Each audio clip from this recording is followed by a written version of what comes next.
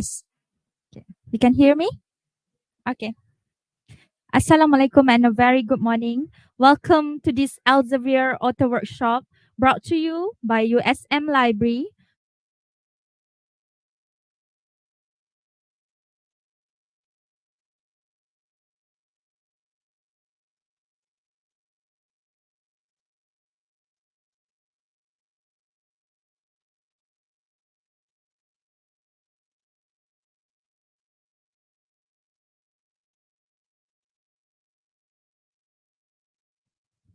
Welcome to this Elsevier author workshop brought to you by USM Library.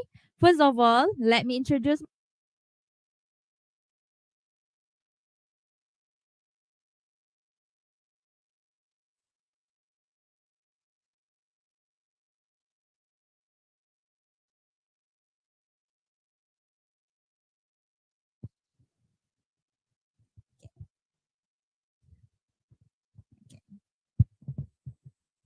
Okay. We would like to welcome our special guests for today, Dr. Daniel Semler and Nicholas Park. We can't wait to listen your sharing today. Okay. Before we start, I want to make a few announcements. For online participants at any time during this session, you can ask any question related to Elsevier Author Workshop by typing your own question in the chat box. Next, our committee will compile them all and relevant questions will be bringing up forward to our speaker during Q&A session. For all participants here, there is a microphone there. You can ask the question directly to Dr. Daniel during the session. For your information, this session will be recorded. You can just go to the Facebook for view this session later. Now, we have come to our main agenda, whereby we're going to listen to the tips and guidance from our esteemed speaker. But before that, let me introduce Dr. Daniel. Dr. Daniel Semler worked in Elsevier's Berlin office in Germany, managing a portfolio of material engineering journal, which includes the ACTA Materialia journals, several other well-established materials engineering journals. On returning to Germany, Dr. Daniel worked for Bertelsmann at their educational startup Skoyo, an online learning platform for school children, followed by positions at the German Institute of Continuing Education for Technologies and Analysts in Medicine and Quadriga University of Applied Sciences. Before joining Elsevier in 2015, Dr. Daniel is a certified systemic coach and facilitator. Therefore, without further ado, I would like to call upon Dr. Daniel to proceed with his presentation entitled The Ins and Outs of Scholarly Publishing. Please welcome, give a big round of applause.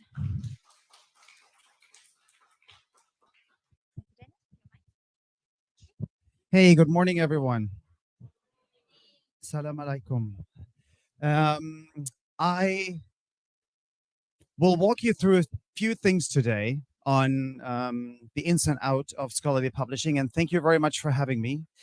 And I think it's the end of your semester break, right? Almost the end?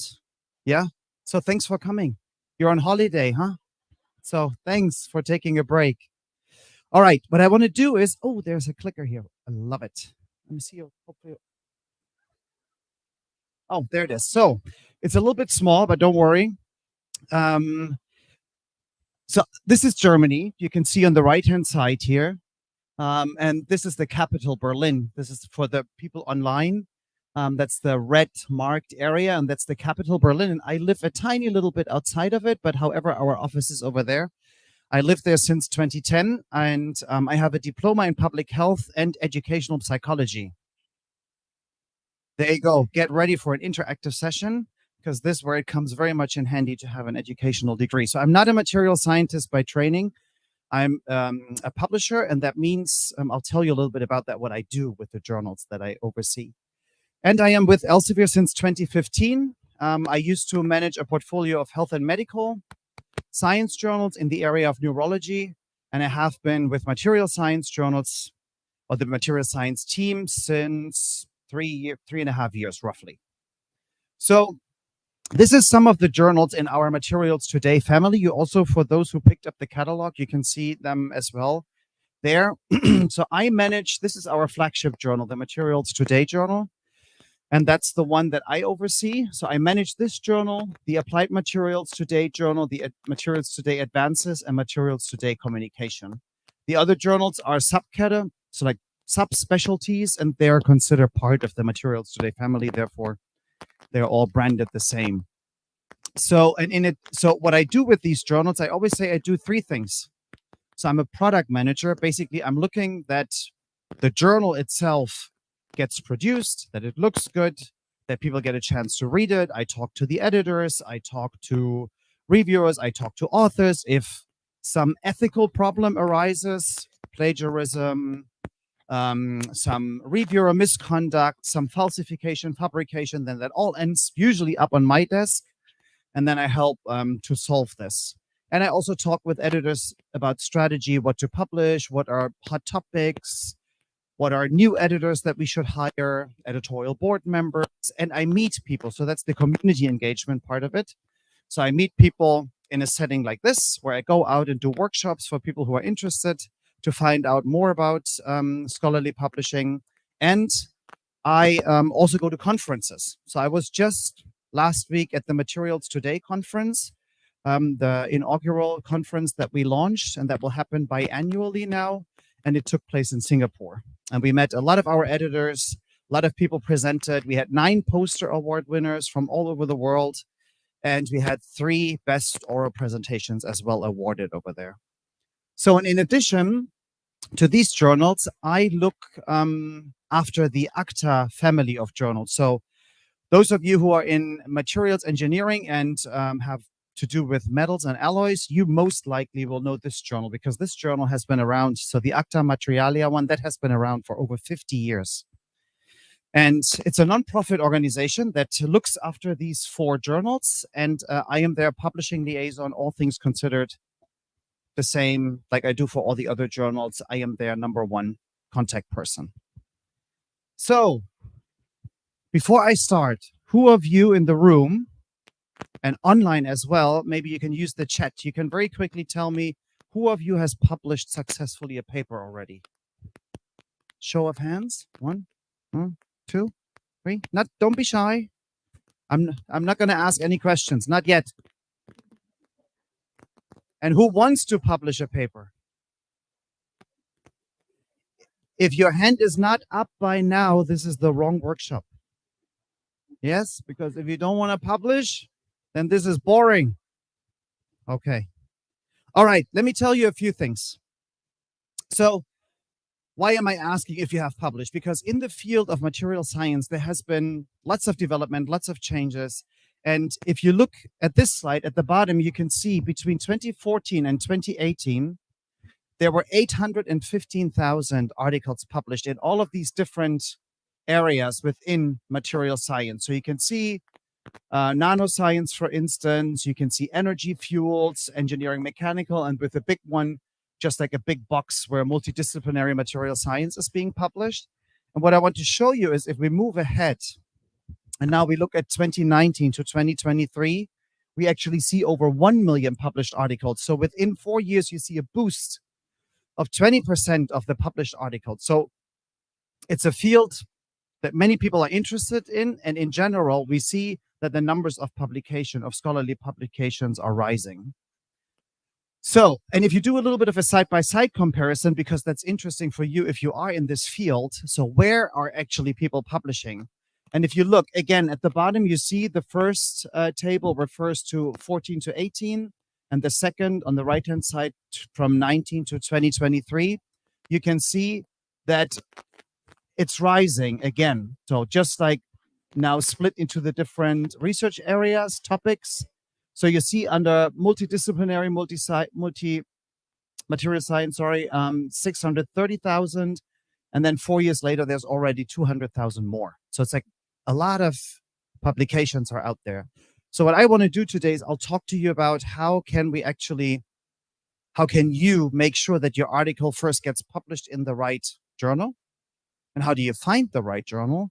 And then what do you have to look for or pay attention to make it a successful publication? And once it is accepted, I'm going to throw in a few things on how you can promote your article so that it actually is being read and cited afterwards. But before I do this, I have a few questions for you.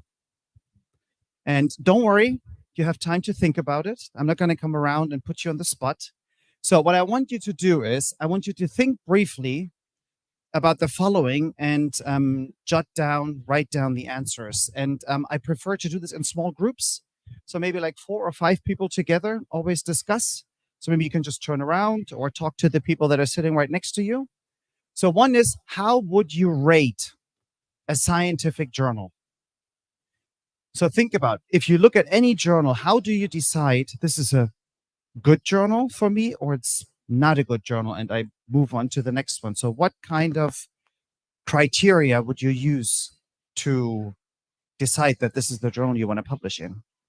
And then also, I'd like to hear a few words around why you chose this particular criteria. So not only just like, oh, it's because it's top 1 in the field. And so I was like, yeah, okay, a little more. Why is top 1 important for you? So maybe 1 or 2 sentences. And then if you can think of any journals in your respective area that those criteria that you thought of actually apply to. So does that make sense? Any questions on how to? So discuss amongst yourself. I give you 15 minutes. And for the people online, please do that by typing things in the chat. And we will go to the chat first and then read a few of the answers out loud that people have typed in there. And then we're going to go around in the room to whoever has to add anything else. Is that okay? So if I look, let's say at 10:30, we'll come back together. So you have like 13 minutes. I'll check and I see how the discussion is going. So yeah, good luck in finding a few criteria. I'll go around and answer questions if there are any.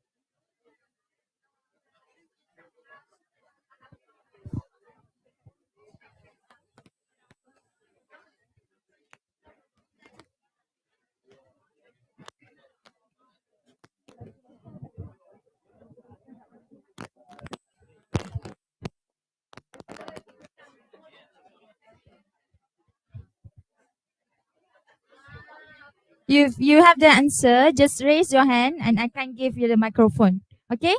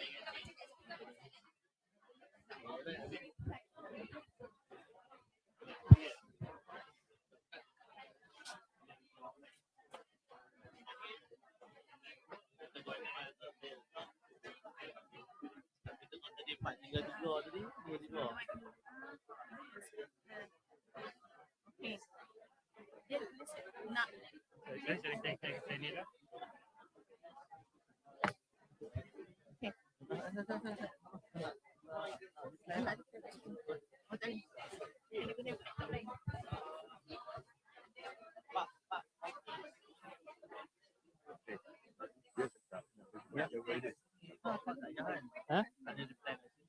Boleh?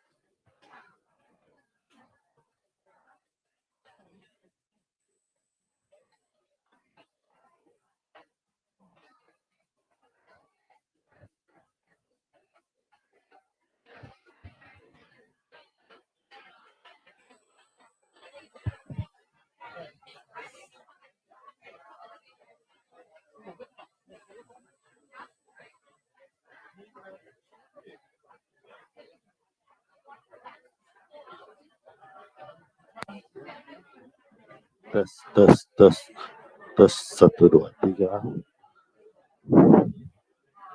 Tes, cobaan suara 1, 2, 3. Testing 1, 2, 3. Tes 1, 2, 3. Cobaan suara 1, 2, 3. Testing 1, 2, 3.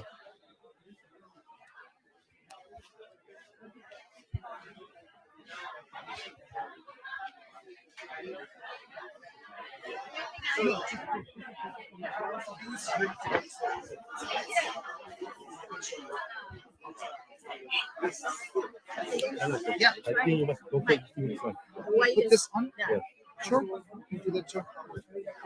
And then Facebook part, do you Yeah. want to see the answers that they're given?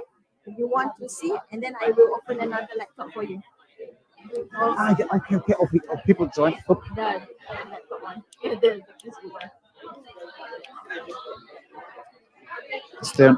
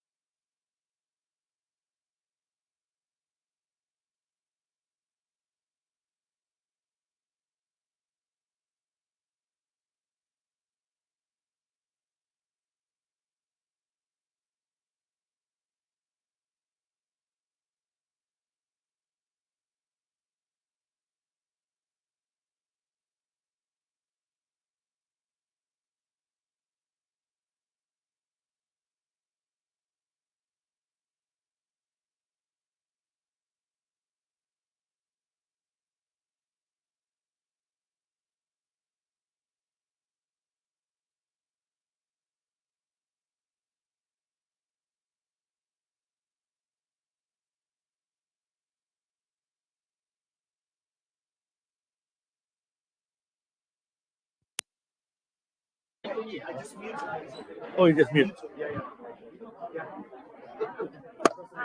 Private conversation. Yeah, private.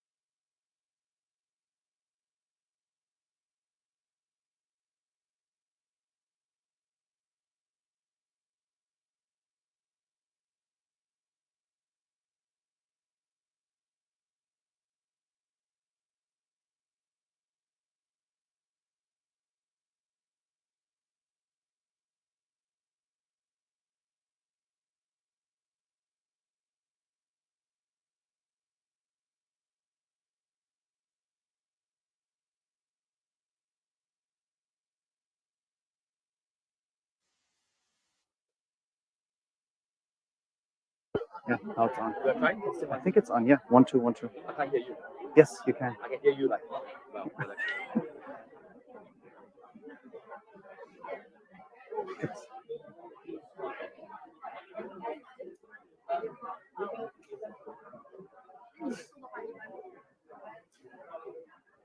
All right, how are things? Oh, that's there's a lot of echo, but is it still working? Should I? It's okay. Okay. How are things looking? Good. Yeah. You found some answers. There's a lot of echo on this one. Let me see. Maybe they can fix it. It's a little bit weird if you hear yourself, you know. So what we're going to do is we're going to go first to Facebook, and because I hear there's a live stream. I never had a live stream on Facebook. Here we go. So yeah, you have a microphone. So maybe we can read out a few of the things, maybe 3 that the people online suggested to the very same question. And then I'm going to go through the room and see if you can add anything to it. Okay.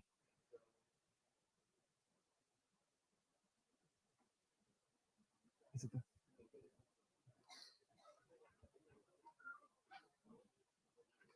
on? Off. Maybe it needs to be turned on. Oh.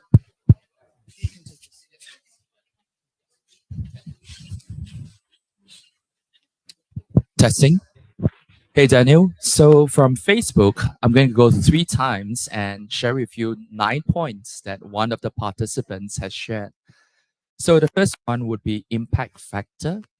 The second would be citation analysis. The third would be peer review process. The fourth would be editorial board.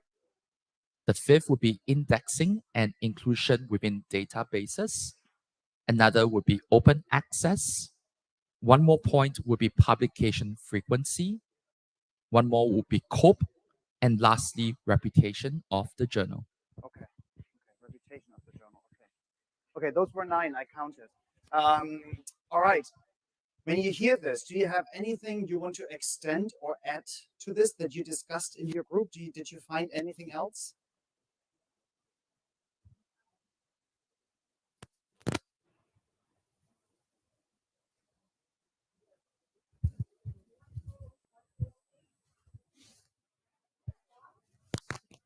I can wait.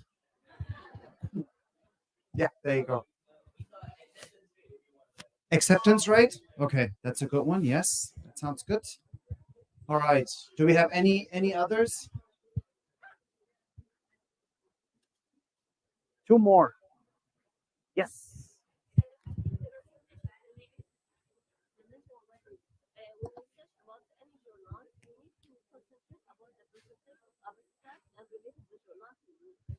I have to say it in the microphone so that the people online can hear it as well. Okay.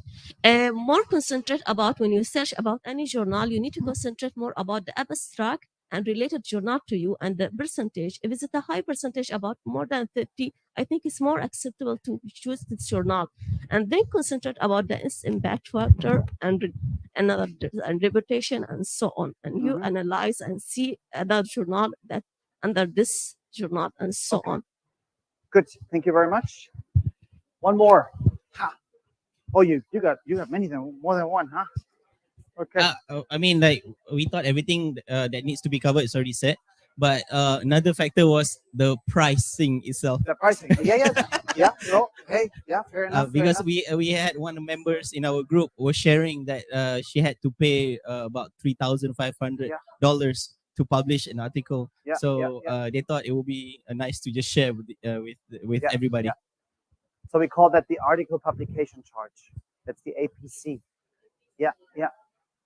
Anybody else feels encouraged now that we heard a few things more? I haven't heard anything from here. So one answer from this group. 1. I know you can do it. You know it.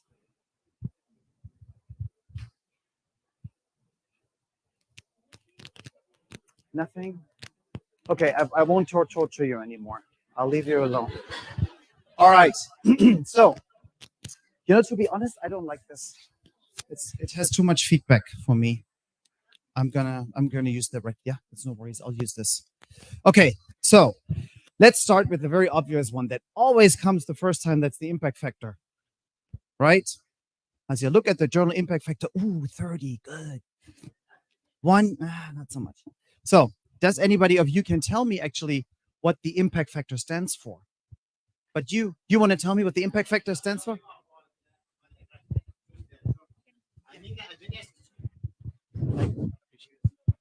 So I'm sorry, I just came now, so I asked my friend about this question. So I think the audience or the readers, they're important to choose the journal because maybe sometime impact factor is not important for me because if I publish an impact factor, but the readers is not related or similar with my work, that I cannot get the readers or citation or even the so readers are important also. That's a. Oh, Yeah. yes, please. Oh, Yeah, now so people good feel morning, animated. sir. Yeah, good morning. So impact factor is calculated by the total number of citations divided by total number of publications published by that particular journal. Exactly. Yeah. So we have a tiny little addition to this. So it's the citation. So the impact factor 2022 is done by, let me walk into the camera. So is basically the citations received in 2022 to published articles in the prior 2 years. So that would be citations 2022, 2 articles published in 2021 and 2020. So if you think about this, is the number of citations an article has received published in the prior 2 years. That's an average, right? That doesn't say, does that say anything about the research? No. It only tells you as a number. The only thing is that an article published in this very journal is cited 17.6531 times. So that's all it says. And if you want to do the exercise a little bit further, then you think about, okay, average is always if I take everything, all the articles, and look how many citations have they received. So that is, if you have a journal, let's say it has an impact factor of 10 to make it easy, and then you have one article that is the article in 2022 cited 245 times. Winner. That stands right here. And then the next article is cited maybe 200 times. That's right here. The next article, 198. So we're going to move a little bit further, right? And then if you think about it, then somewhere we're here and then it's 10. And there weren't many articles here, right? You see, I didn't move far. So then it's 10, then it's like 9, 8, 5, 6, and then 0, 0, 0, 0, 0, 0, 0. So this is usually how the distribution of articles is. It starts with a very, very high citation for a very few articles, maybe some more, but then you see a drop off, and then you see that there is a lot of articles that are not cited very well. It doesn't say anything about the research that is published. It's just the sheer number of how much on average an article is cited. And there's many, many more bibliometrics, we call them, that you can use to evaluate a journal. So there's one other one that's the site score. This is where Elsevier, together with the University of Leiden and a Center for Bibliometric Studies, went together and talked to many, many scientists where they take now 3 years of citations divided also by 3 years of publication. So they extend the time of where publication counts are being gathered. Then there's also the field weight citation index. I like that one a bit better because the field weight citation index actually looks at a certain research area and then compares the area to within the area. So not everything, but within the area. So there's a 1 and everything above 1 is cited more and everything below 1 is then cited less than the average. So at least it gives you some way of comparison within the research area. Then, of course, there's H index, which is sort of kind of as a person. This doesn't go to the journal. It relates to every single researcher. So those are just a few metrics that are out there that you can think of. So those are journal related and have to do with citation, nothing to do with publication time and so on and so forth. So, okay, this was number 1, right? And we had 9, so you can see where this is going. Huh? So number 2, I don't know the order, but I know there was somewhere in there was open access, which comes with article publication charges or subscription and so on and so forth. And I love your comment. That is basically, I think, one of the most important things you should ask yourself when you want to publish is, who is my audience? Who do I want my research to read?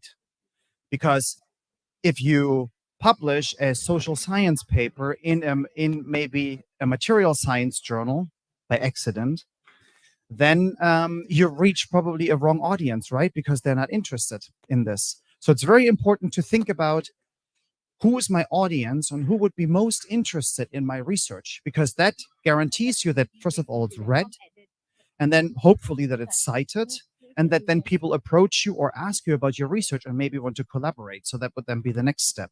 So it's very important to look at who wants to read my paper, who is my audience. Well, how do you find out who your audience is? So you can, one of the easiest things, you don't need to talk to anyone. You can just go and look at the list of references you have and see, is there any journal that shows up more than once? Maybe 2 times, maybe 3 times, maybe 4 times. Well, it's a pretty good indicator that you might want to look into that one, if that's a good fit for your article or manuscript. And the next one you can do is you can go and talk to your peers. You can talk to your supervisor. You can, if you go to a conference and you maybe present a poster or you have a presentation, then you can also talk to people that are there. So which journals do you consider? Where have you published? Or you go around and look at other posters and see where they have published in. So these are many different ways on how you can go and look to find sort of kind of the right audience. And then you have to make a decision. Should it be subscription, which means you pay, you publish for free, and the author, either by way of the library or by personal subscription, we call this institutional or personal subscription, has access to the journal to read, so that then you have no cost. But if you considered you want to publish open access, then it's the author pays, and then the reader can read it for free. So that's the different types of business models. And also it has something to do with the copyright licensing, because in subscription, you cannot just take whatever's in there and then reuse it. In open access, there's different licenses out there, which you can, so there's CC, BY, and then the letters that come after that will indicate if it can be used for commercial, non-commercial, and so on and so forth. Yeah, but their money needs to be paid for the publication. And usually the more prestigious the journal, the higher the price. Because if you go to a car dealership and you see a Fiat 500, you know, Fiat 500 is like a small Italian car, very cute. And then right next to it, there's a Lamborghini, Jaguar, whichever you want. And then you see the difference of what you want to go with. And then that also dictates sort of kind of the price, if you allow me the analogy for cars. Okay, then another one that we had was anything around time within the journal. So time to first decision, which means, is my article being sent out for peer review or is it being rejected? That's time to first decision. And then, of course, the time to acceptance, because I understand that for a lot of you, some of you, it is very important to have their article published on time so that you can receive your degree. So that's an important thing. So you want to take that into consideration as well. This is also, again, only an average, how many times it takes. If you are in a very niche field and it's very hard to find reviewers, then that time might be longer. Did I miss anything? Did we have anything else? I'm sure we had, oh yeah, editorial board. So when you, yes. So let me say a few words about predatory publishing. So there's a lot of, with the chance now and the rise of open access publication, there's a lot of companies out there, alleged companies, that want to also take a little bit a piece of the pie. You know, they also want to do some business, but they're not really a publishing company. So they basically start to just put out some journals that, from their side, it makes sense. For you, it makes it difficult because they just do the name very close to what the other journals are called, right? So you have one that's called Material Science, And then what they do is material sciences. So it's just one S more. It's wrong, but almost the same. So then they bargain on that people basically are misguided and basically go to this journal, submit their paper, and if they say, we're going to look at your paper and within 48 hours you will know. That's very fast for making it an editorial decision. And if they say in 48 hours we accept your manuscript, like, yeah, 48 hours? Guaranteed acceptance, just pay $3,500. I would be questioning this if this is a journal that actually will help you to advance your career or get your degree. So, and most of the time, I'm assuming that the journals you have to publish need to be indexed. So may that be with Scopus, may that be with the Web of Science. So either or, these two are usually mentioned. So how can you actually assess a journal that you see and think, oh, that's a good home? Check out the articles that have been published in the journal already. That's a good one. So just do yourself a favor and read it, or look at least at 10 articles and see if they make any sense to you. And if that seems to be okay-ish, then what you can do is you can look who actually publishes the journal, what's the publishing house and where are they based. Then Google Street View is your friend. You can just type in the address and just like look what kind of building shows up there. I think that's always a good indicator. If you see like a little shack, then maybe not necessarily the right place you want your dump your manuscript, basically. Another thing is you can look at the list of editorial boards members, but also careful, because I also know some editors of mine who then tell me, yeah, I just showed up on some editorial board I never agreed to. Because researchers don't have time to continuously search the internet where their name pops up. In particular, if you're a very high-profile researcher, then your name will show up many, many different times. So they don't have time to look. But then sometimes just people grab people from the internet and they take you, and just put you on a website and say you're editorial board member. And you will never find out. So, but then someone from your school, I know her. No, this is a good journal. She's on the editorial board, but you don't even know about it. And then they make use of this. So it's also not a guarantee to look for this.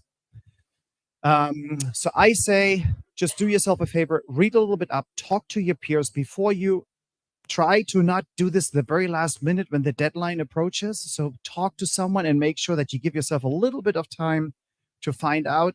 And usually if you go to one of the known publishers, then you should be fine with publishing your manuscript.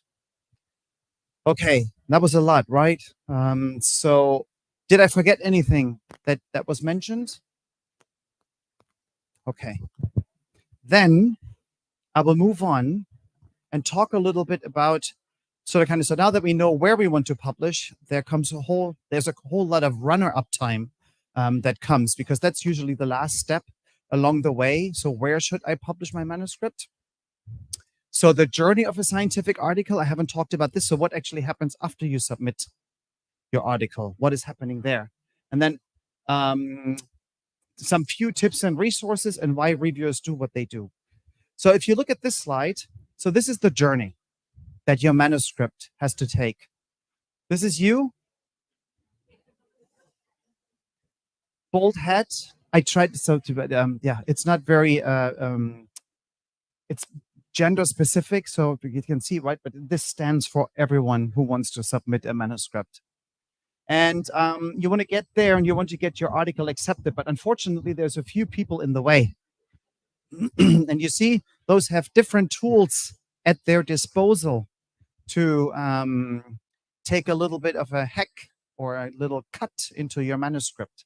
And those are the editors, reviewers, and then again, the editors who are coming up. So I'm going to talk to you a little bit about what they actually do, because a lot of times people submit their manuscript, but then they know that something happens to the manuscript, but what actually happens and what's going on there. So let me walk you through. This is the simplified version, and I'm working my way up to the complex system of peer review. So you submit your paper. Remember, this is you. And then sometimes at some journals, there is a screening editor who can be an assistant managing editor. It can be a managing editor. It can be a scientific managing editor. They come and they look at your manuscript and they look at technical criteria, Is the paper structured well enough? Does it have a graphical abstract if demanded? Does it have highlights? Is the abstract there? Is the title there? Is it within the aims and scope of the journal? More in general terms. If all of that is okay and legit, they assign it to the handling editor, which is the editor who evaluates if your article should be sent out for peer review or not. And they then look any further. Is this an advancement to the field? Is this novel enough? Because if an article basically is published on a topic that has been many times already published on before, most likely it won't find a home in a very high profile journal, maybe in a sound science journal, if you advance the science, even though it's not high impact.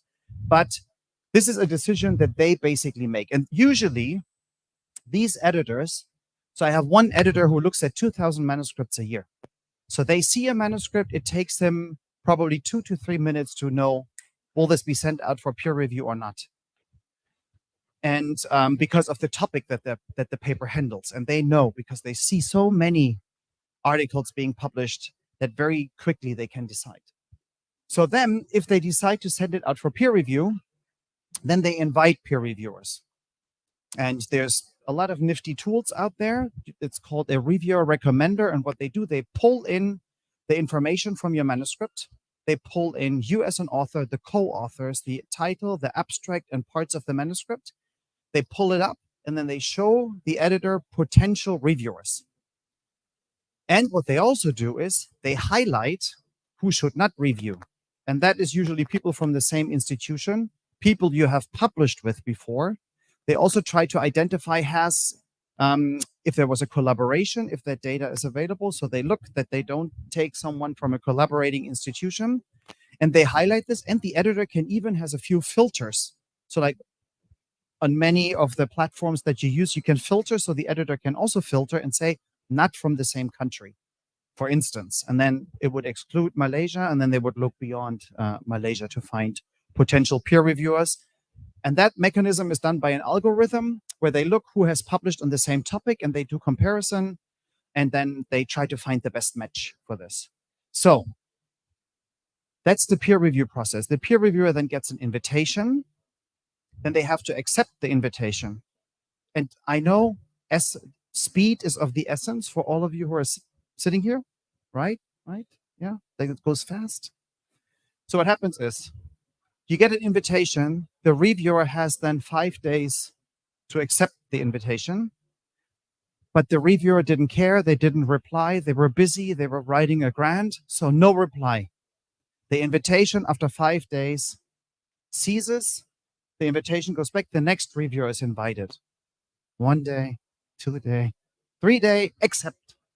And then they need to send their peer review in 2 weeks, which is down here. So see, and this is already the time that has passed.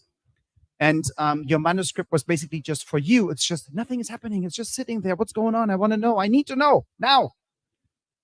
So just keep in mind, it takes sometimes a while. And if you have a field that is very niche, or where people are very busy, and many different reasons can happen. Summer holiday season, people are at the beach and don't want to do research, then it just sometimes can take a little bit longer for this before the peer review process is completed. And I tell you also another reason in a second why that is. So, and then once the decision comes back to the editor decides, and he decides on the following. So here's again the same workflow, just a little bit different. So we talked about all of this. Then the editor decides if your paper is rejected, if it is accepted, or if it needs to be revised. There's minor and major revisions.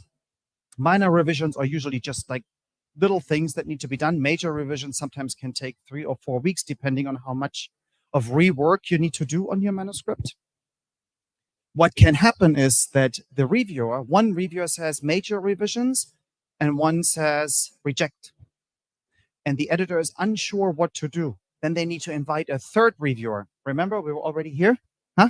So another invite. Well, you know, it's a 1 day, 2 day, 3 day, and you don't know what's going on, right?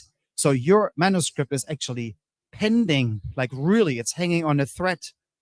And so we're waiting for a decision to be made, someone else to call the shots. If the editor doesn't feel comfortable in doing that themselves. So we have to wait again for a little bit until a third person comes in and basically gives their evaluation so that the editor is enabled to do, to make a decision, an informed one. Okay, and when they say you need to do a minor or major revision, what happens is like you resubmit the paper, it's being evaluated again, and sometimes with major revision, it goes back to the reviewers to see if you incorporated everything correctly, and then it goes back to the editor, and then sometimes it can be a few times that it goes around depending on what the issue is, but usually I've seen like papers that had 4 revisions, 5 revisions, and then they were accepted. So, are there any questions? Because at this point, usually people have some questions. Any questions? All clear? Okay, let me bring you the microphone because we want to do justice to the people who are online. Yeah. So my question is what is the percentage of the accepted of the paper after editor accept and send it to reviewer? So also after decision for the reviewer, maybe he said reject. Is it possible to editor to see this opening is not good? I need to send to another reviewer. I don't know if you get my idea. After the paper sent it already to the reviewer, and the reviewer said have to reject this paper, and is it possible to editor not accept this opinion and send to the other reviewer? That's a very good one. So last question, yes, the editor can overrule the reviewer's comment. So we had this happen as well because the editor was a subject matter expert in the field. This paper was sent out for peer review, and it was said that it should be rejected, but the editor objected the rejection and overruled this. It's very rarely that this happens because you also, hold on, I have a bad word in my mouth, which I don't want to say.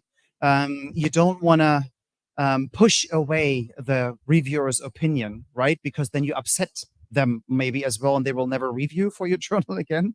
And depending who it is, you need to also weigh that. Sometimes also the editor reaches then out and sends an email and asks sort of kind of, would you reconsider because of this and this and this reasons, and so on and so forth. But that very, very rarely happens. So I had this maybe in the 8+ years, 8.5 years that I'm a publisher. This maybe happened 3 times. So it's very, very rare. But it does happen, so it's very rare. And yeah, you have a follow-up question?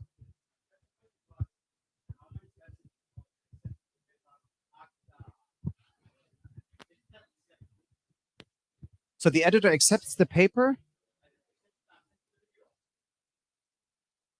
Oh, the answer to the reviewer that I have to send as an author, you mean? Yes.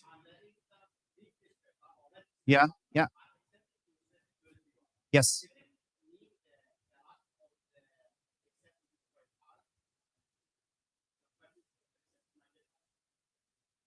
If you can influence this, or sorry, I don't know. No, yeah. Just clarification. I'm seeking clarification over here. So editor accepted my paper. That means I have some percentage to accept my paper in general, because editor accepted, and if editor is already professional this way. This make my paper high level to accept it, and maybe more than 50%. Yeah. So just for clarification, so the editor accepts in a sense of he sends it out for peer review. That's that stage. And then how high are the chances? Now I got it. Sorry. So I have a long line this morning, so it takes a little bit for me to understand. Okay. No, that differs from journal to journal, by the way. That differs from journal to journal. So it depends on, so some journals have a rejection rate. Remember earlier I showed you, I don't know if you were here, but I look after the flagship journal of Materials Today, has an impact factor of 27 right now. So their rejection rate is 95%, right off the bat. Out it goes. But then it's being sort of kind of transferred over into another journal that maybe has an impact factor of 10 or 7, and then maybe it finds a home there. So there, the rejection rate is very high.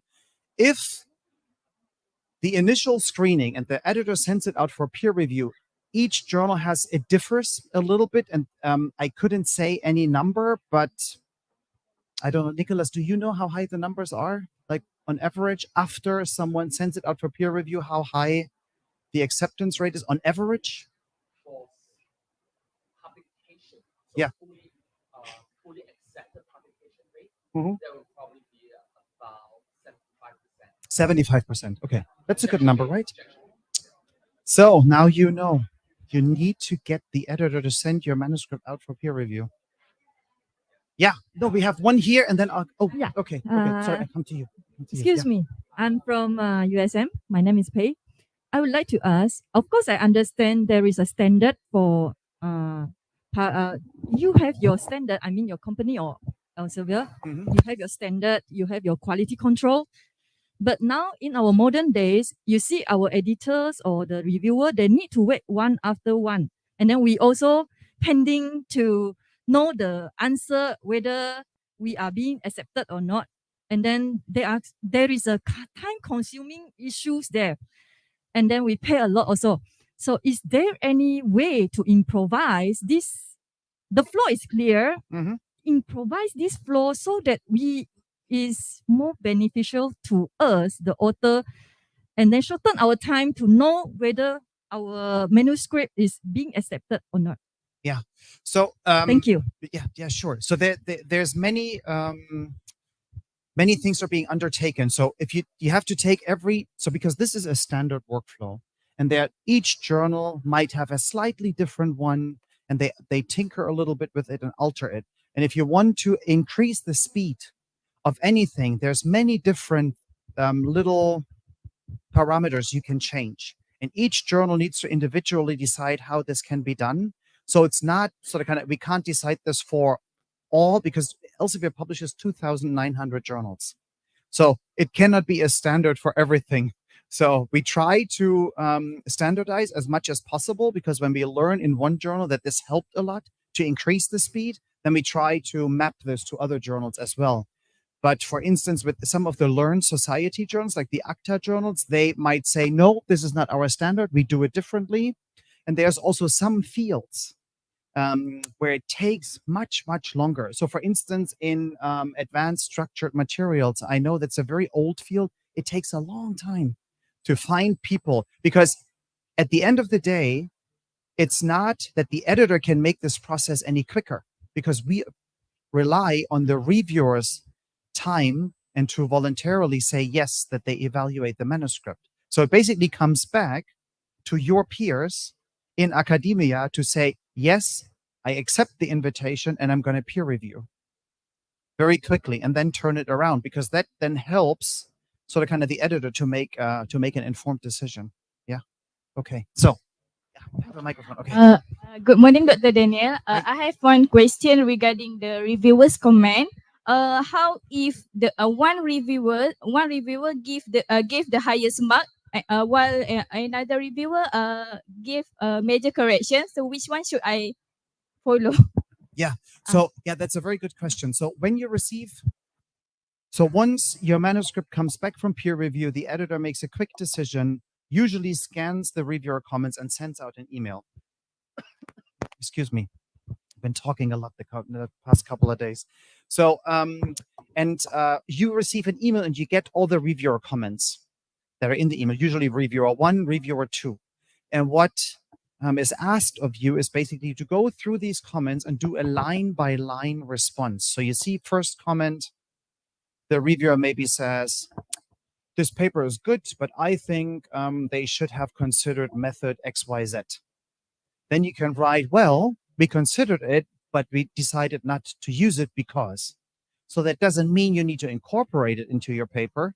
It just means that you need to reply to the reviewer comments and rebuttal the comments, because the reviewer comments are there to make your manuscript better, but they only know what they read. They don't know everything else that you might have done.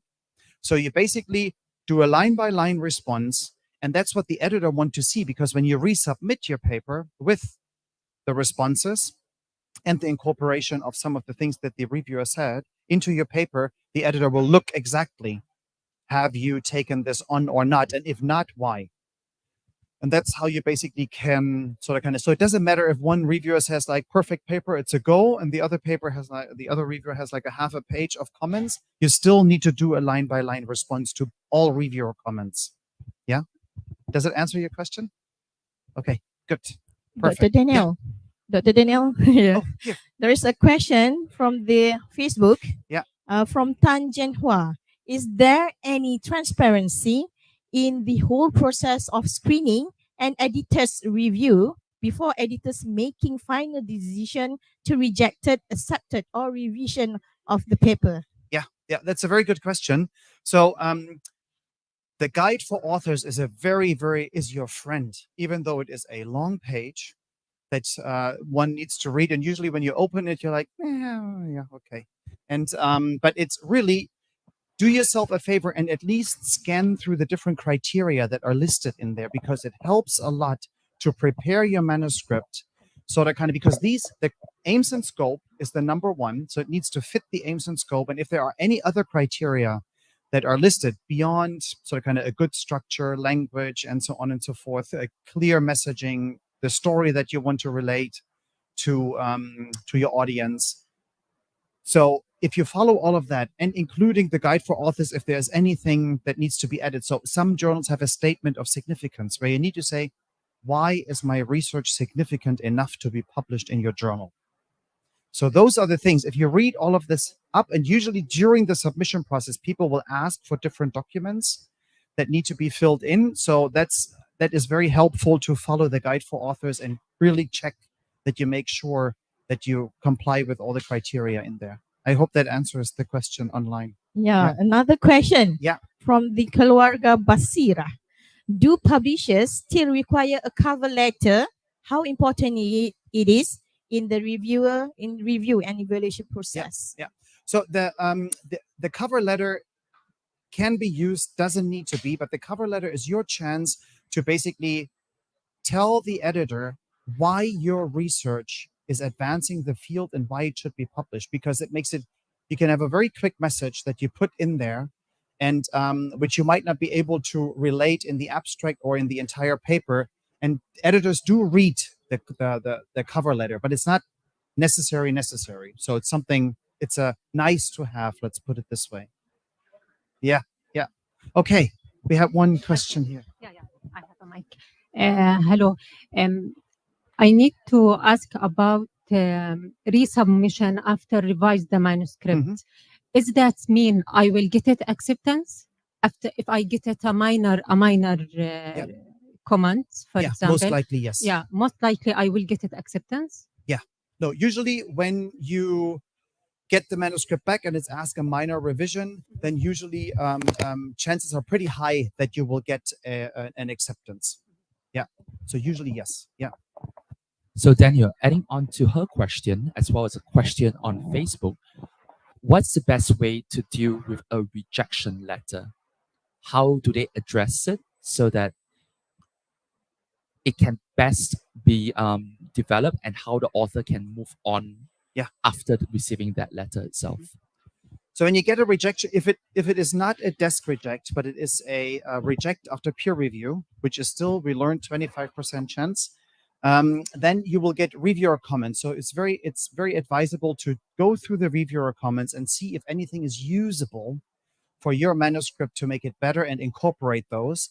And so I was at the Materials Today conference. We had a similar workshop than this, and one of the editor-in-chief says, don't get discouraged when you get rejected. So also editors publish, they are researchers in the field, and they get rejected too. So it's not that all of their papers are being accepted just because they're editor-in-chief of journal such and such. There's no guarantee. Everything is subject to peer review, and also they get rejection. So don't get discouraged, because it's a learning process. And if you sort of kind of at the beginning of it, you stand there at the bottom of the hill, right? And you look up and you're like, oh my gosh, do I have the right gear to get up there? But then once you're up there and you manage, then you sort of kind of gain the experience once, twice, maybe 3 times. And then it seems easier, but it doesn't mean that every single time you just submit paper accepted right away. So that happens rarely to people. So it's always they need to go through the same process over and over again. All right, good. 1 hour over, gone already. So from educational psychology, we know that actually students only can pay attention for 90 minutes. So I got 30 more. Okay. All right. I wanted to talk to you about, so this is basically everything I talked about. We've seen the journey, and just writing the process, the writing process and doing your experiments is just messy, and it takes time. And then to make a structure, and important is that you will choose the right broadcaster for your journal. And I mean, this goes back to what was said at the very beginning, the right audience. Who do I want my paper to read? And it can be, I put up the Materials Today communication here as well, because this is a sound science journal. That means it doesn't necessarily seeks novelty in publication, but what it seeks is, it seeks papers that sort of have an advancement in the field. So I give you an example. Welding has been done since centuries. So if you know the series Games of Thrones, they have been welding a sword back in the day. I know it was fictional, but we know there were knights around at some point. And so they were welding a sword. And today, to this very day, we're still welding, because we want our skyscrapers to be high, higher, highest, and don't scrumble at the first earthquake. So we want to make sure that we have the right materials at the hand, but there will be no groundbreaking novelty out there. So that's a field where it's basically sound science comes into play. So, and then also consider for the paper that you want to write, if it is an original research, which also is referred to as a full-length article, or is it a review paper? Is it a short communication? Is it a, there's also exploratory research. Do you want to publish preliminary results? All of these different kind of papers are out there. Again, if you're unsure which journal and where, the guide for authors will tell you which papers are accepted in any given journal, and maybe gives you also some guidelines on how many pages, how many words, how many references, and so on and so forth. Okay, and then just last, here at the bottom of the page, you see some stories are different, and that's a reference to so-called research elements, because as you go along and you do your research, you might have data that you also can publish, because this goes into the topic of reproducibility of research. So enabling others to reproduce your results, and they most likely will need your data to do so. Then also there's maybe sometimes protocols. There is if you're in engineering, there might be a piece of hardware that you developed, and all of these can be single publications, and they also get a DOI, and this will count towards your citation record. And if you alert the publishing entity, so let's say this one here, the last one is hardware X, then you can alert them, and then they can cross-link this to your paper. So you get a reference made to the paper that you have. Okay, so the goal of your paper is to make a good impression right from the start, because the editors are very busy people. So you just want to make sure that at the first look of the paper that they basically see, it's very easy that that you keep the narrative flowing, that you be concise, and that your paper is just well organized structure-wise. And then that the message is clear and useful, so it's easy to grasp. Always keep in mind for the audience you are trying to, because if a mathematician publishes a paper, the abstract might look very different than if you're in social sciences, right? So just always think of who do you want to address. And then the purpose. So the purpose of the paper, this goes back to letter for editor, yes, no, and also very early on in the introduction. So why am I actually doing this research, and why do I think this is important, and how do I advance the field? So that's basically the significance of your work, the novelty, if there is any impact, or how do you advance the field. So that's very important for the editors to understand. So I have one editor-in-chief actually of Materials Today communication I showed you earlier.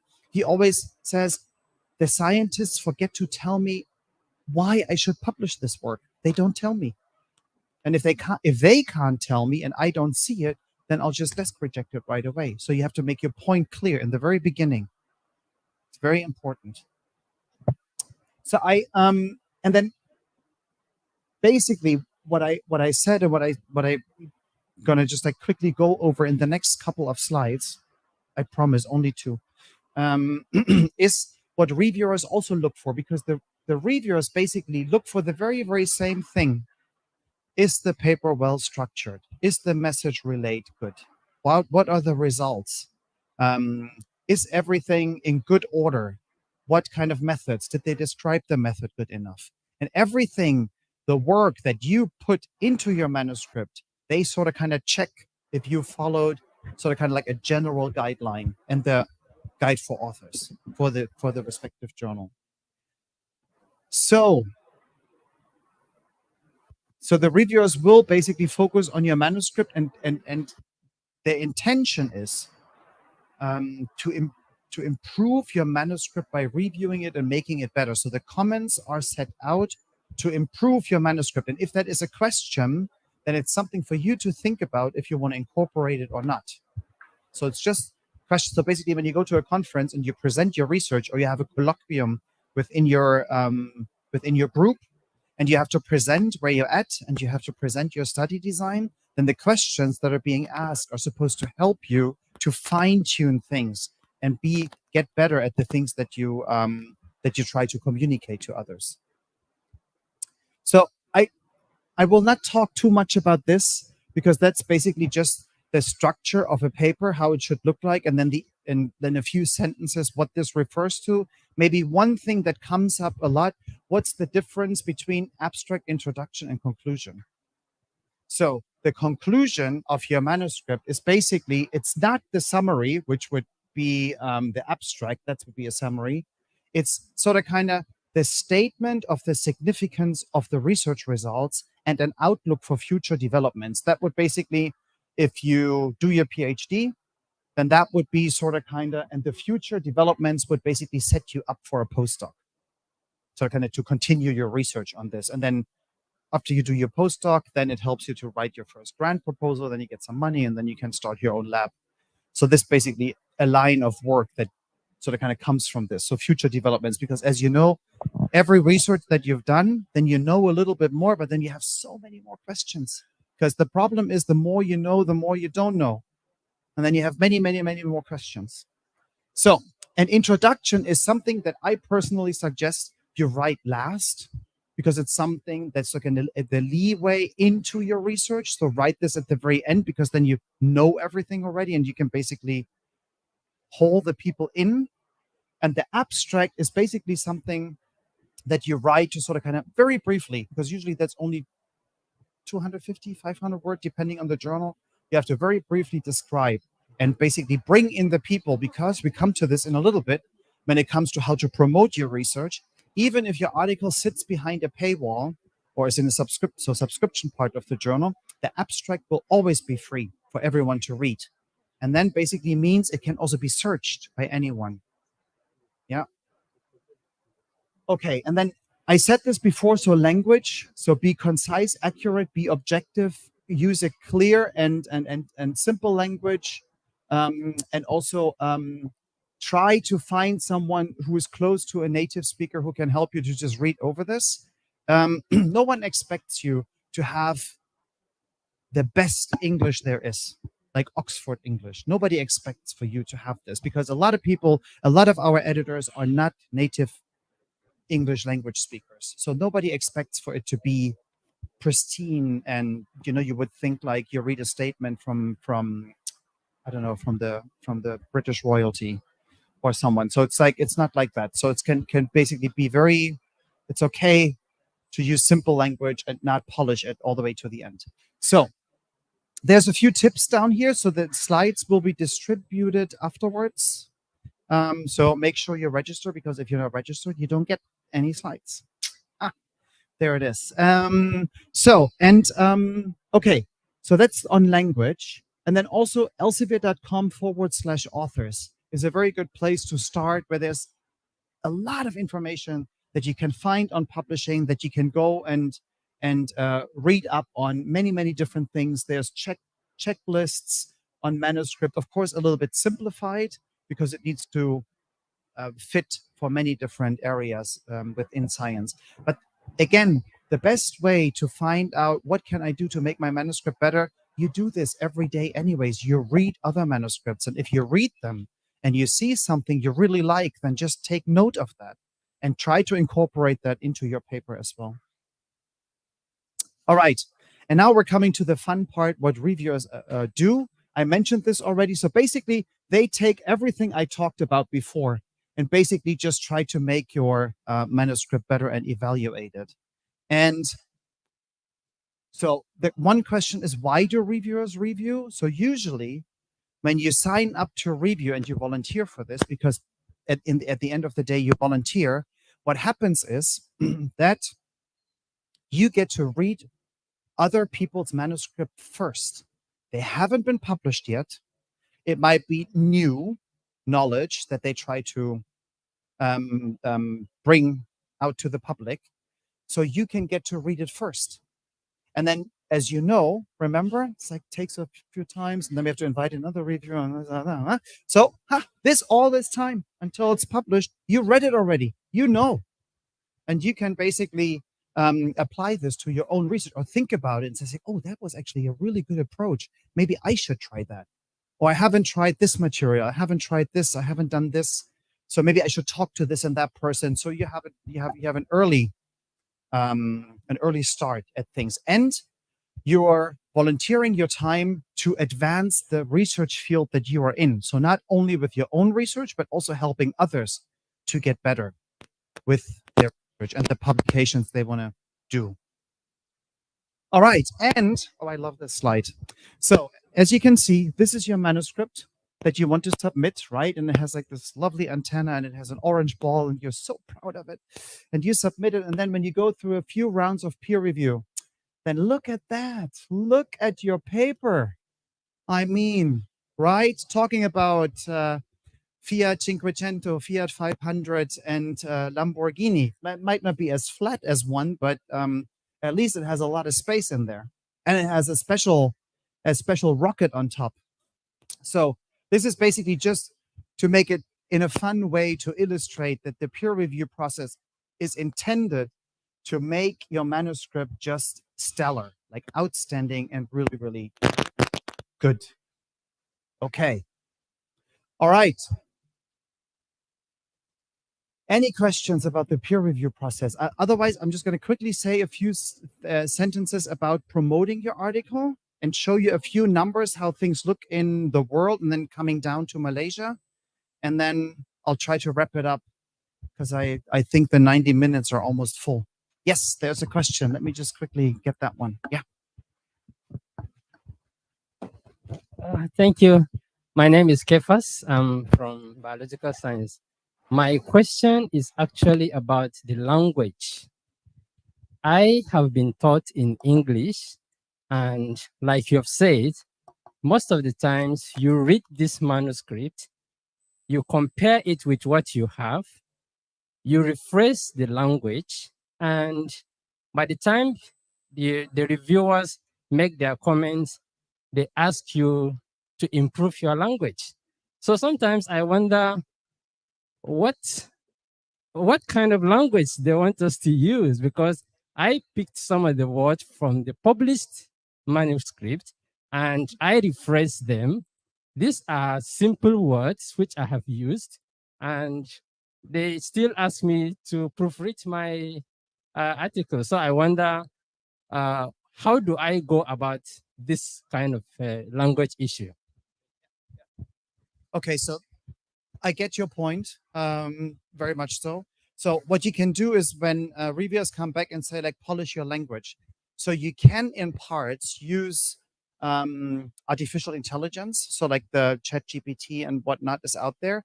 So you can polish your language with this, and it will help you. However, since we don't know yet entirely how these machines will work, and every day there's like new news about this. Now first they talk about artificial intelligence. Now they talk about artificial dementia. anyways, different story. So when you put your manuscript, the whole manuscript or whatever you do into any of these machines, then the machine will also have this information. You know, so I'd be careful to use these machines, because if someone else comes along and asks the right question, the machine might use what you entered. Can you correct this for me? And uses this to answer a question from someone else. But not citing you, of course not, because but we're not there yet. So that's something I think we should be careful about, because the machine hasn't been taught to not relay that information back to people, as far as I understand. Maybe if someone sees this online, they can correct me and put a comment on the Facebook stream. But there I would be careful. But this is one of the tools you can maybe use. And if you have someone around who's a native speaker, maybe have them. If there's only one person at the university, they will be very busy, because everybody tries to be their best friend. But maybe you can have someone who was a while in a foreign country where English was the native language, and you can have them, hey, can you do me a favor and take a look? And then maybe you take them out for dinner as a thank you. But this is basically, I would be in the same predicament. If I would publish a manuscript, even though I might sound very fluent, but my writing might not be. So it's always sort of I would also need to have someone help me with polishing the language. Yeah. Sorry, I don't have a better answer. There's no silver bullet for this, unfortunately. Yeah. Okay.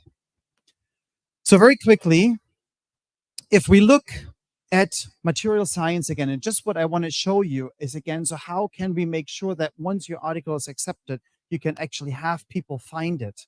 So, and again, I'm using material science because that's where I'm coming from. So since 2018, we see there's over 3 million authors who have published in the field, and there were over 2.2 million research articles. So it's very, very huge.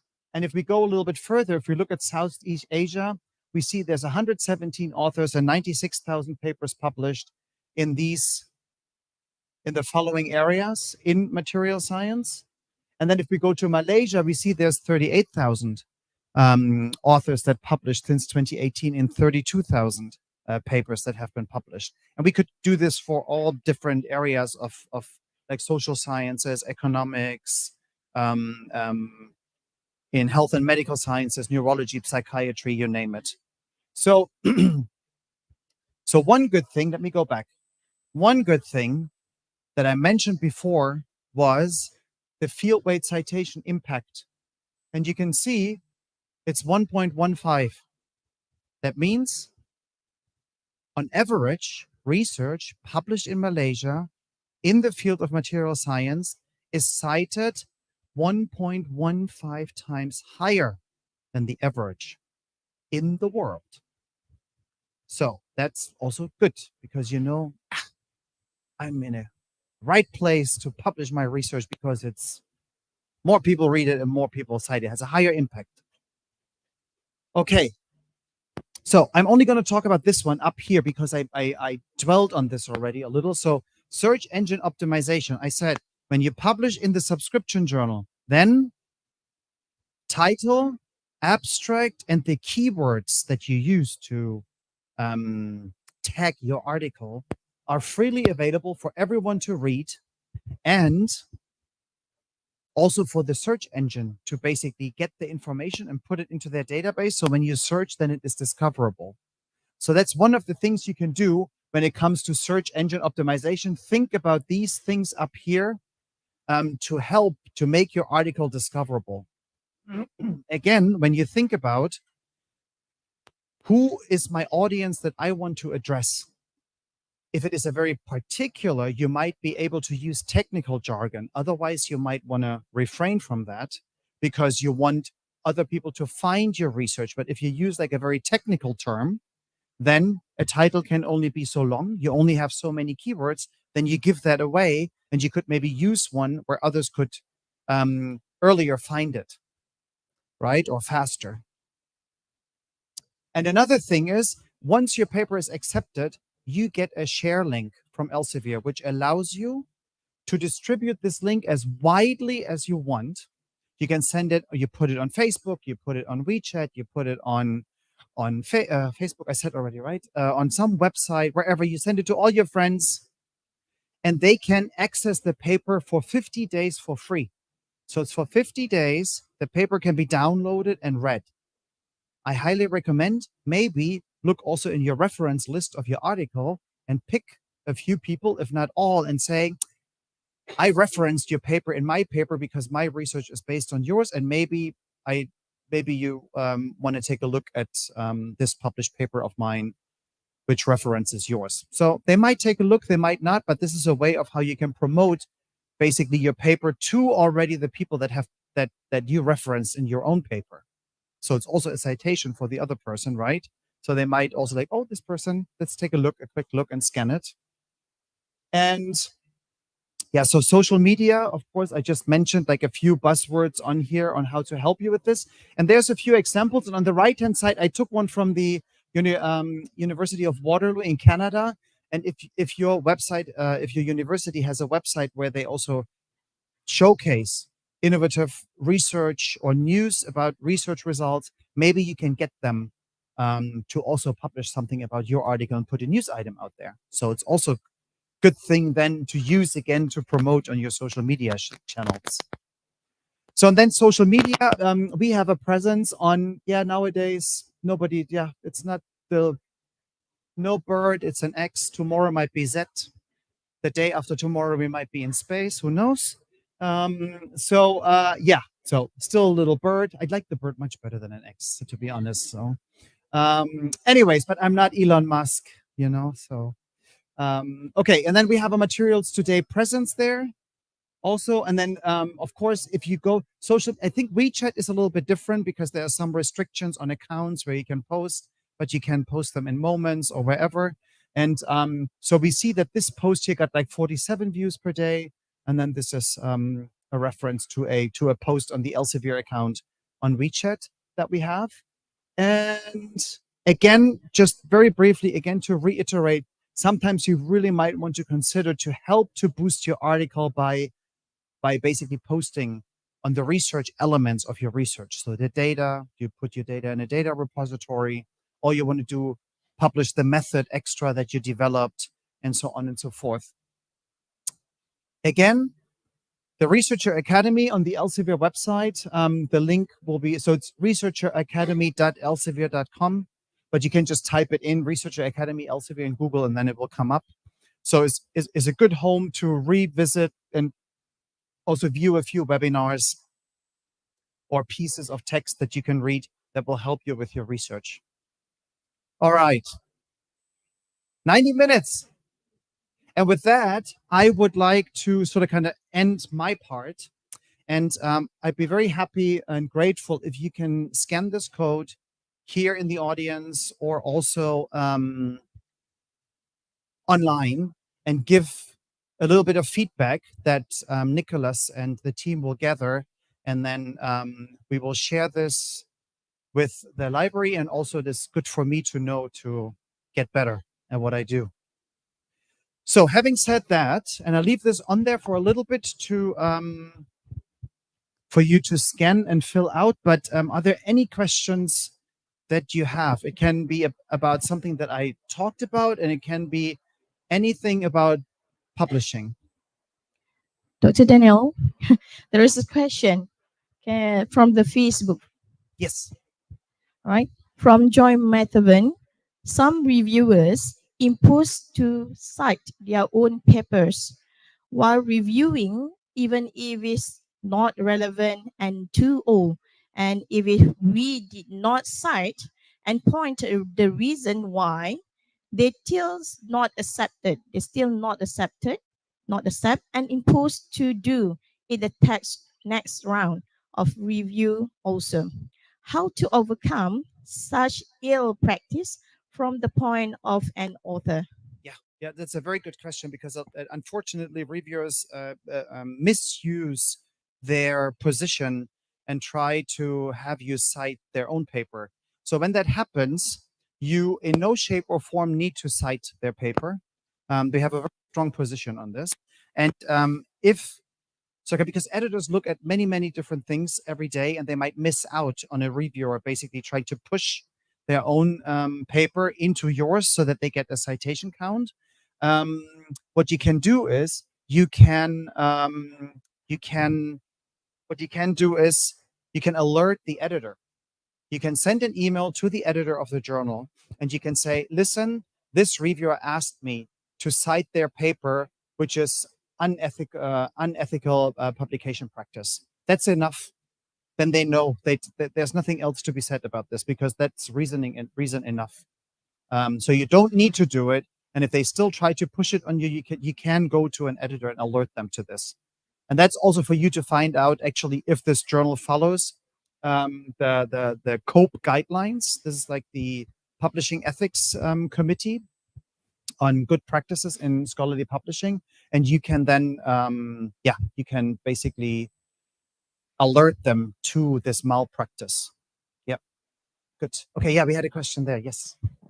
Thank you for the impressive session today. Here's the Atum from Computer Science School.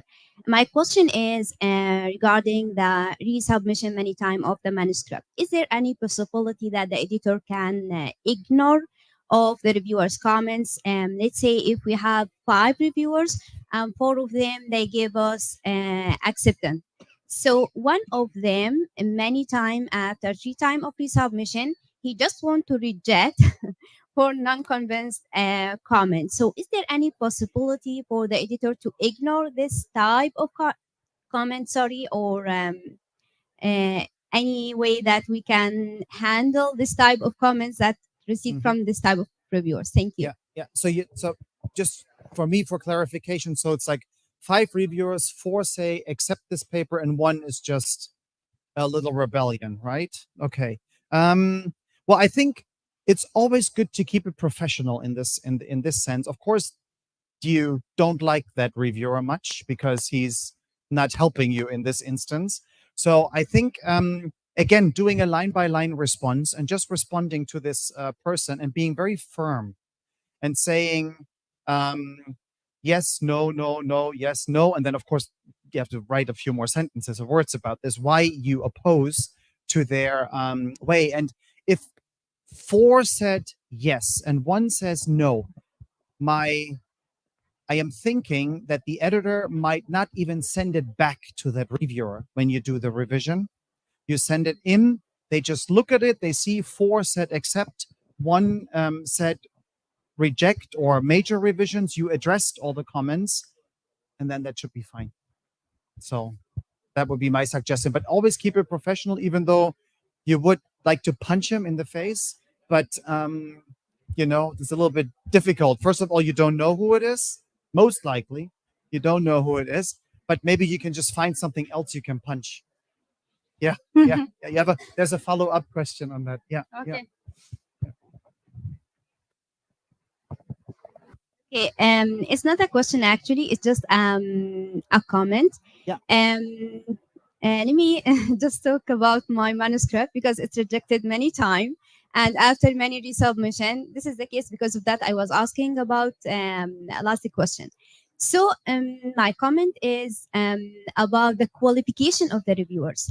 One day when I was submitting my manuscript, after 3 months, they were sent invitation to be a reviewer with them. It's funny, but once the editor already confirmed or he realized that my experience in this field.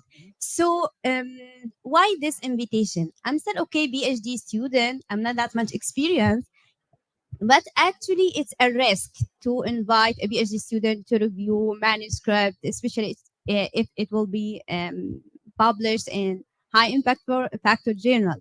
So I think sometimes when we receive some non-convinced comments or somehow it's not that much related to our manuscript, I think it depends on the qualification of the reviewers. Because of that, my question was, why not if 4 of the reviewers when they accept and 1 of them After even handling his comments many times, he insists on to reject the manuscript. So I think it's related sometime to the qualification of the reviewers, because some of them still they are PhD students. Yeah. So yeah. this is was my comment. So if you're convinced that this person is a PhD student, so I don't want to belittle the experience of any PhD student, because I think when you progress in your education, you become a subject matter expert in your research field, and you will be a subject matter expert in there. So I think it's okay for the editor to invite, first of all, a PhD student if they deem this person qualified to assess your manuscript. Sometimes what happens is they invite a whole bunch of people. They all don't accept because it's too niche or too specific, the area that they say, I don't have experience in this. That's also, by the way, something, if you're being invited to a review and you see, oh, this is not my research field, then please do reject the invitation with a comment and say, this is not exactly in the field of my expertise, because otherwise you might be doing something that then hurts someone like you, where you try to be helpful, but in the end you might not be. So I think it's always a balance between, is this really something I'm interested in, that I'm good at? You can rebuttal the invitation of a reviewer, and you can say, I don't agree with this reviewer comments entirely, and I question their subject matter expertise, but I would always give reason. So stay within, so maybe you receive the email, right? You write a response hastily and just click send. Maybe let it sit for a day or two and read it 2 more times before you send it back. But that's basically how this process works. And there's no magic bullet, because usually you don't know who the reviewer is. So you can maybe have your suspicions, but you will not find out who that person is. But you can always raise a question to the editor. And usually what happens is, because not many people do it, then usually the editors will pay attention to it and they will at least take a look, or send it to me as the publisher. And so it's like, oh, Daniel, someone is doing this and this, and can you please take a look and help me? So, and then because then the process starts, because we do have, to be honest, there is reviewer misconduct going on. So it would be intransparent to say everything is fine behind the curtains, which is not true. So there's misconduct going on, people trying to push their citations onto others, reviewers trying to sort of kind of get a quick way of putting many reviewers out and sort of kind of increasing the certifications they get for this. So there's many different ways how reviewers, we also had recently an instance of someone was invited to review. They took the manuscript and reworded a few things and submitted it to another journal. So it's like everything happens. So it's like, luckily, not everyone, that would be, then we wouldn't exist. That would be too much work. But it all happens. There's so many different things. But if you don't alert us to it, then we can't act on it. You know, so then we find out after the fact. Then we can still do something about it, right? We can retract a paper or whatever. But it's good to alert us whenever you see something happen or misconduct, and always try to be professional about it. Yeah. I also have some people who are not very happy with the decisions that the editors make, but there's very, very clear guides. So like in research, we have methods, right? Or we have a standard operating procedures. So we have the very same thing in publishing. So there's a whole bunch of decision trees where you go through and it tells you very exactly what needs to be done, who is to contact first, then seek their feedback, take the feedback. Is there another institution or another department within the university above the lab? Then you have to reach out to them, and then they have to talk to the people sending you back their feedback to try to get to the bottom of this. But at the end of the day, it's all human beings, and we all have our own subjective feelings and interests. And it's just like trying to be as objective as possible in this way. And that means I have to talk to many people and get all the information in. So you make your voice heard if you feel that you're treated not correctly, and then somebody will at least hear this and hopefully will hear this and take a look at that. Yeah. So we have one question, Okay. Facebook, and then we come to you, okay? Question from Facebook Live. Yeah. From Joshua Thomas. For example, certain research articles submitted from a well-reputed research center and the data not able to share. But the reviewer asked for the as supplementary materials. How to handle these? So, as a published author, you have to enable others to replicate your research. That means if they ask for the raw data, you have to share it with them, because otherwise they might not be able to verify. You can say that this is because sometimes data might be very sensitive that you have, and then you need to sort of kind of let the editor know if there is a way of how you grant access to the data without someone being able to take them away, or they need to sign a non-disclosure agreement. But usually that only happens in very high sensitive areas, so like military research.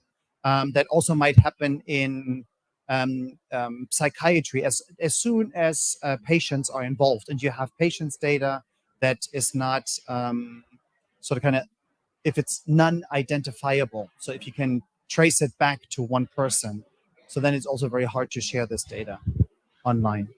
I hope this helps. So we had one question here. Yeah. Yeah. Okay, my name is Sadiq. Still, my question is still on the review. Why some journals insist on suggesting for an authors to suggest reviewer for them? That's my question. Yeah, yeah. So we do this because it might make it easier potentially to find a reviewer, because most likely you will suggest people that are familiar with the research that you do, that they are in your area. So just when you suggest these reviewers, do yourself a favor and don't suggest your lab mate, because most likely they won't invite them. But if you look at your references and you think, so this is someone that my research builds up on, or someone that I think did some amazing work, then suggest that person where you have no relation to, sort of kind of have not published a paper together with, or things like that. So that would be a good place to suggest. And we still do this because sometimes, excuse me, sometimes it's very difficult, depending on the research field, to find reviewers. It gets better and better with artificial intelligence and trying to run an algorithm in the back end and match published authors to a manuscript that is being submitted. But nevertheless, it's always good to have this as a backup. Yeah, so that's why we still ask. Usually 3, sometimes 5. Yeah, yeah. All right. Oh, yeah. Yes, Dr. Daniel. My name is Luna. Appreciate your sharing just now. Earlier, you rose 4 questions for us to discuss. I would like to talk about number 4. For those journals that fits in my criteria, and I would like to publish it. Actually, it is a separate issue for me, because those journals who fit in my criteria, they are often from the SSCI Q1, like the child and education or language learning. But my academic competence couldn't support me to publish in those journals. Maybe I could publish in some less advanced journals in Scopus. Yeah. So my question here is, in this case, should I cite some of the journals in Scopus during my writing, and sometimes like imitate the writing style in the Scopus? So I think you should cite the research that is important to you and that helps to sort of kind of back the research that you have in your paper. I wouldn't necessarily try to convince the editor by I cited 5 papers of your journal, because that doesn't really make a big difference.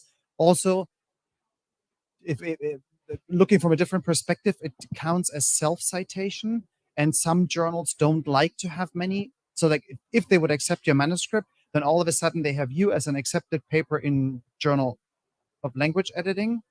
And then they would have 5 self-citations in there. And the Web of Science, they actually check the journals for self-citations as well. And if the number gets really high, then they start to get very, very inquisitive, and then they take a good look, and then you might come on the blacklist, and you don't want that for your journal, right?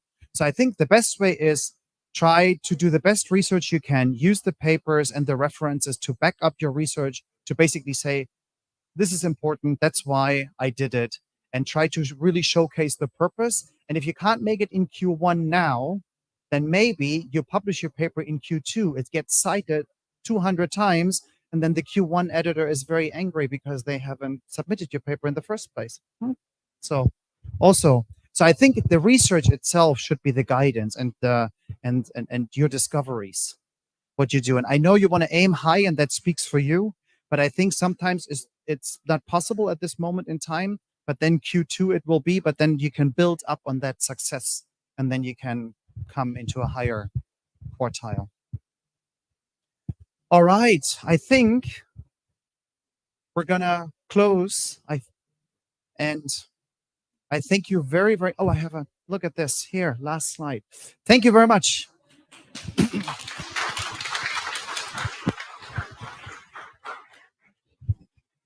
Thank you very much, Dr. Daniel, such an insightful sharing. I believe we have learned a lot from the sharing from Dr. Daniel. Okay, I think we have come to the end of our session. Again, on behalf of organizing committee at USM Library, we would like to express our fullest thanks to all viewers, especially to our speakers, for spending your valuable time with us this morning. We want to apologize as well for any inconvenience during this session. We feel so happy to invite all of you again to join our next workshop. Before we end, don't forget to fill in our e-feedback form at the entrance door. You can scan over there. Okay.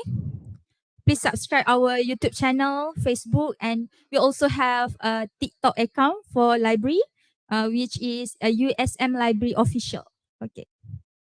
With that note, thank you once again. See you next time, and take care, everyone. Stay safe and healthy. Thank you.